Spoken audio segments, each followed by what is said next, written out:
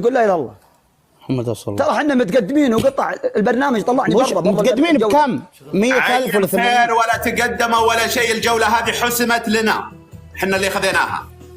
نعم يا رجال صل على النبي يا رجال. الجولة ذي حسمت بكل القوانين. قل لا اله الا الله. حسمت على النبي. قل لا اله الا الله. سعود وملاحي فازوا بالجولة؟ لا طبعا. نظام البرنامج إذا أنت طلعت من الجولة تنحسب فوز للخصم، يعني أنت تعتبر منسحب.